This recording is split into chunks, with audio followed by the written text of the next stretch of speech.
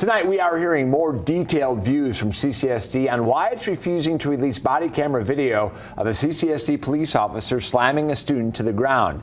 This, along with written information connected to the incident. The ACLU again calls the latest attempts stonewalling. Fox 5's Joe Vigil has covered this case from the start and has today's court action. The ACLU is trying to make police body camera video and written reports of this incident public, because CCSD has never explained it, why force was used, and why officers approached the students in the first place. In court on Thursday, CCSD's attorney said the ACLU never specifically asked for the internal investigative report of the officer who took the student to the ground, and also said that is completely separate from a criminal investigation of the juveniles involved in the February 9th incident. They're two separate issues. They're identified entirely separately. Just because the officer's conduct occurred on February 9th does not put it in the February 9th file. The ACLU said the two issues are clearly related.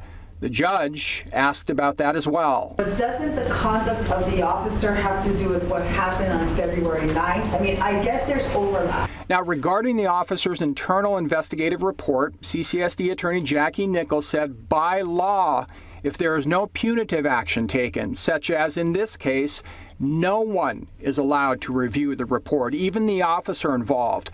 But that begs the question, could a government entity simply take no punitive action against an officer for the purpose of preventing the public from seeing an internal review? So how do we know, right, that the district doesn't say, okay, if we don't take punitive action, then we don't have to disclose the reports?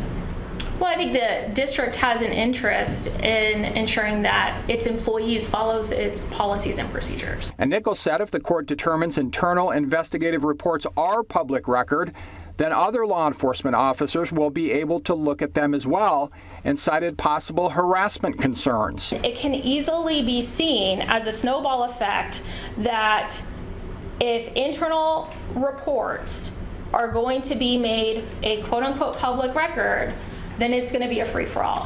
The executive director of the ACLU talked after the hearing and said what's going on is simply more stonewalling by CCSD. I expect pushback from CCSD every step of the way because they're not interested in transparency at this point. And another group has joined in to support the ACLU, Local 1107 CEIU, that calls itself an anti-racist group representing employees in the public and private sector.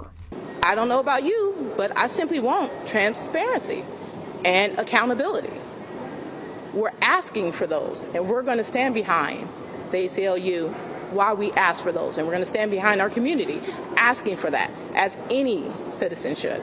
Joe Vigil, Fox 5 News, Local, Las Vegas. Another hearing is set for tomorrow morning, and Fox 5 will be there in court. Fox 5 has also filed public records requests to get access to the body camera video and written information about the incident. CCSD has denied our requests.